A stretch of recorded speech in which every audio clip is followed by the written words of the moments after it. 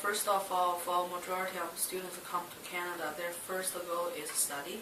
So beyond they need to take care of their study firstly. However, it's Canadian university is very different compared to Chinese university, and how the Canadian education system expects students to behave that will be totally different compared to China.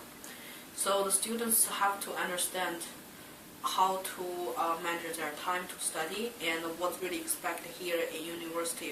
For example, in Canadian university, students are expected to have a critical thinking, which does not exist in China at all.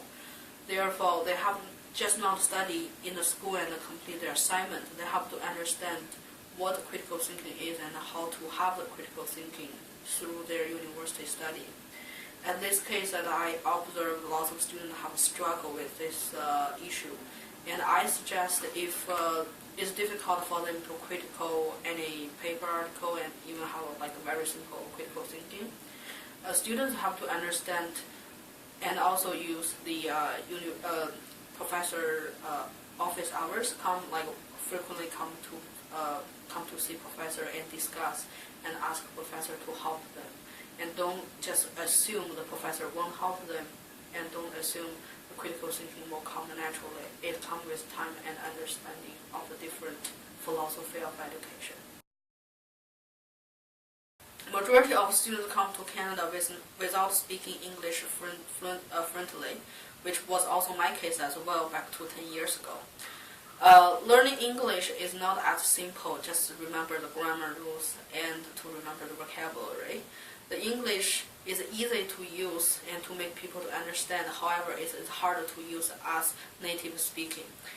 Therefore, students should not only focus on their textbook. They should come out and try to join some association and join to some club and try to speak English with Canadian as much as possible. And also, I know it's very hard for Chinese students to come to approach to Canadian because it's just not part of our culture.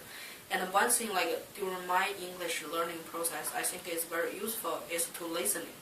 To for example, if you sit in a coffee store and you may hear a conversation next to you between two Canadians, you probably can just by listening how they express themselves and what the word they say and what the pronunciation, by listening to other people's conversation will give a lot of idea about what really a native English would look like, and you can try to apply for the further conversation when you ever have a chance to talk to Canadian.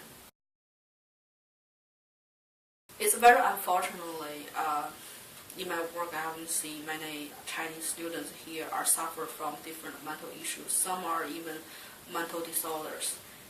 It's not a rare to see students have a struggle with mental problem.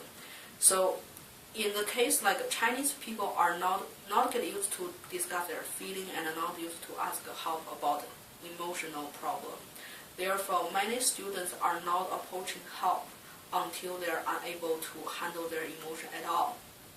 So my suggestion is students need to learn some emotion symptoms such as depression, anxiety, and they need to understand when there is no motivation to do anything, when they get so tired they can't move at all, when they feel sadness pretty much most of the day. They need to understand that's not a good sign. It's not just being sad, that's maybe being mentally sick. So our program provide lots of workshops and to discuss mental issues, and students need to take this advantage, come to our workshop to learn what the mental health in Chinese. Whenever they observe their mental change, observe they have some mental symptoms, they can catch the symptoms at the early stage and asking help. That will take their much shorter time and energy to help them to go back to a health level.